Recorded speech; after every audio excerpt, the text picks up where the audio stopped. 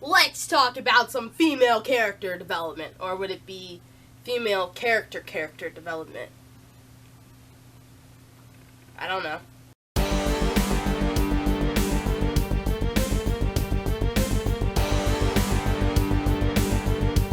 What's up, you guys? Jasmine here. Welcome to another Teen Wolf Tuesday here on my channel. Now, I know I said I was getting tired of just standing here and talking about things, but guess what? I am filming some really cool stuff for Teen Wolf Tuesday, so you just sit tight and don't fret. But until then, we're going to talk about some female characters and how they are important and how they have developed as characters. And even though she's dead, we're starting off with Allison Argent. Allison Argent's character, wow, that's a real character for you. Let's just talk about this for a second. Allison Argent is a character that in Season 1 was afraid of everything, okay? She was scared, she knew nothing. She was oblivious to the whole entire werewolf community and supernatural world. She knew nothing. And then in Season 2, she knew things. She was dating a werewolf. She dated a werewolf. She dated two, kind of. I don't know if Isaac really counts, but we're not talking about that. We're talking about Allison Argent. In Season 2, Allison Argent knew things, okay? She was on the side, well, for the most part, she was on Scott's and, the werewolf side, wanting to figure out who controls the Kanima, trying to stop the Kanima or whatever. But then, towards the end of the season, it became more of a vengeance thing more than a it's the right thing kind of thing. If that made sense. And she also wanted to kill Derek, too. So that's where the whole vengeance thing becomes a thing. Yeah. Up until her death, all Allison Argent did was protect others. I mean, heck, she even died trying to protect somebody else. Lydia freaking Martin. Which is who we're talking about next. I know Allison went by really quick, but she doesn't have, much to talk about. I know that's weird to say. I'm sorry to all Allison stans, but that's the truth. There's not much to talk about there. Her character was fabulous. It was great. Now we're going to talk about Lydia. Lydia Martin. This, I don't know. Lydia is probably my second favorite female character development ever, hands down. We're going to talk about the first a little bit later. But Lydia Martin, in Season 1, she was a jerk. She was an ice queen. She only cared about herself and her friends. I like to think of Lydia in Season 1 as being alone. I mean, she was pretty much alone in Season 2 and by herself and all that other stuff. But in Season 1, it was a different kind of woman. Her boyfriend dumped her without an actual reason. She was just alone. Her boyfriend wasn't really her boyfriend. Things were being kept from her, as well as being, both her and Allison, they were oblivious to basically the whole supernatural world in Season 1, which really didn't do good for them, because when they wanted certain answers, they couldn't get them from Scott or Styles or anybody, because it had to do with the supernatural. But then in Season 2, Lydia Martin becomes crazy, as Styles puts it. Well, Styles called her a nut job, but anyways, Lydia's crazy in Season 2. Nobody knows what's wrong with her. She's seeing dead people. She's seeing it. She's seeing the dead people. Peter Hale, I'm looking at you. She sees dead people, okay? She screams a bunch. She doesn't know she's a banshee yet. Nobody knows she's a banshee yet. But she screams in season 2. She screams in the ice rink. It was pretty freaking weird. She's still, I wouldn't say she was hung up on Jackson in Season 2, but she did still love him in Season 2. And that plays a part in a majority of the actions she made in Season 2. It was Jackson. Season 3! In Season 3, Lydia Martin has blossomed a little bit. You know what I mean? She's finally involved in the pack. She's part of the pack. Okay? She's smart. Her and Styles are side by side doing things, getting all smart and stuff. But she's a part of something bigger than what she was. She basically saved Scott McCall's life. Okay? Let's never forget that. Because he was about to get, they were all about to blow up. I mean, Styles, you helped a little bit too, but Lydia pushed you both out of the way. So, Lydia's a real hero there. Yeah. Anyways, Lydia in Season 3, the whole Season 3, she finds out she's a banshee. She doesn't, flip out or anything about it. She doesn't really know what it is, but she knows that she's a banshee. She's, actually, doing junk. It's pretty cool. Season 3, like, I don't know, in my opinion, she wasn't in Season 3 as much as I would have liked her to be, but she was in Season 3. But her serious character development, I think, began in Season 4, which she was also barely in. But, despite the fact that, she learned more about being a banshee and all this other stuff. So then, in Season 5, if you remember the first 5 minutes of the first freaking episode of Season 5, she's kicking butt.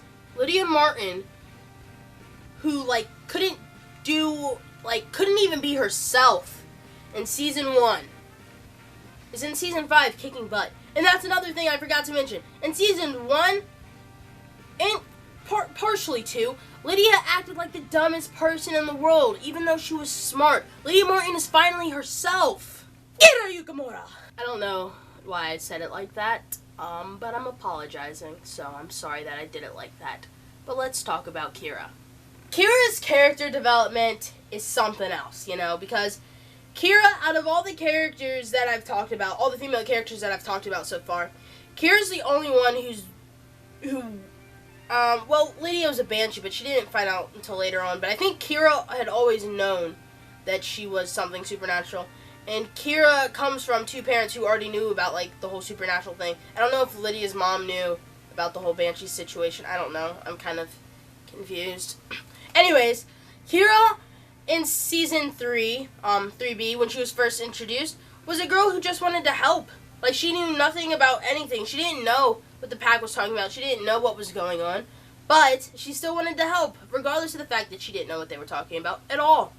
And then eventually, yeah, she does get, like, caught up on the whole, like, werewolf situation, all this other crap. But yeah, so leading into Season 4, Kira is a butt kicker. She's kicking butt, you know. She's helping with the whole, what were those things called? The berserkers. She's kicking butt with those things. You know, she knows she's a, kitsune. She has a little bit more insight on that whole situation, that she is a kitsune and all this stuff. And then in Season 5, Kira, she knows something's happening with her, and she, like, I feel like she knew something was off with her own self. She just didn't want to, like, admit it, come forth about it. But, she just wants to do what's best. And even though, when she does try to do what's best, something bad happens, she's still just doing, like, just trying to save people. Like, that's what Scott wants, and that's what she's doing. She's trying to save people, even though she almost killed a guy. And even though she almost killed her mom. And even though she, like, was this electric ball of fire, not really. All she wanted to do was help. And that's all the past 3 ladies that I've talked about, all they wanted to do, and, like, a part of their development is just wanting to help. All the characters have wanted to do. And this leads me to my all-time favorite character development in the whole entire world. Malia Tate. And yes, I said Tate and not Hale, because Malia doesn't call herself Malia Hale. If you remember from the pilot of, well, not the pilot, because the pilot's the first episode ever, but the first episode of Season 5, she wrote MT, not MH, because who wants to be associated with the Hales? Nobody. I'm kidding. I love you, Derek, but not Peter. Peter, you kind of scare me. Anyways, why am I talking to them as if they're actual people watching this video? Because they're not. Anyways, moving on. Malia! Malia. I love Malia's character development. This is my first all-time favorite character development in the whole entire world. You want to know why? Because Malia freaking slays everything. Say what you want about her. Say that the introduction of her character was sloppy, which, yes, in my opinion, the introduction of her character was indeed kind of sloppy. But you want to know something? It doesn't matter, because Malia Tate is freaking awesome. When Malia was first introduced, she was a coyote for, like, her whole life. Okay? She's a naked chick in the woods. That's how we first see her. That is how we first see Malia Tate. Okay, but then we see her again in Icon House, and she's trying to help somebody that she barely even knows. Someone that got her basically put into Icon House. Someone that, you know, I don't know. She just helps Styles, you know? And then, there's a fuzz.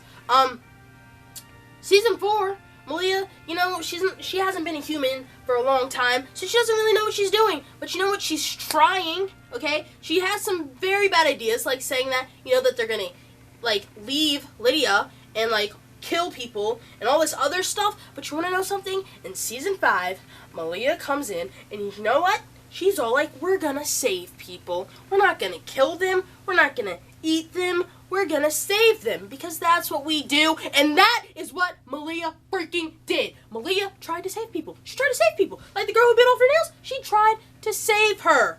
And then you know what happens when she saw that she got killed? She told Styles that she couldn't let it happen anymore. She didn't want it to happen anymore, because Malia Tate realizes that saving people is the best thing ever. I know, I kind of just like rambled a bunch of words, and I messed up some words, but it's okay, because I'm talking about Malia Tate. I just really love Malia. I just really do. And like, this is why, like, when people say that she's a terrible character, it like confuses me. I just really love Malia, and I love Shelly for playing Malia. Like, I love the character that is Malia Tate. I love her. Okay? One of the best characters with one of the best character developments. If you don't think that Malia's character development is not up there with like Kira's and Lydia's, I don't know what you're doing. I really don't. I don't know. You gotta go. Go. Skedaddle. Get out. Comment down below who your favorite female character development thing is, or just tell me who your favorite female character is. It doesn't have to be the 4 people that I just talked about. It could be anybody. It could be Jennifer Blake for all I care. And do not forget to like this video and subscribe to my channel for 2 new videos every single week. And that's all for this week's video. Until Saturday, peace out everybody, and stay obsessed with Teen Wolf, because I know I will.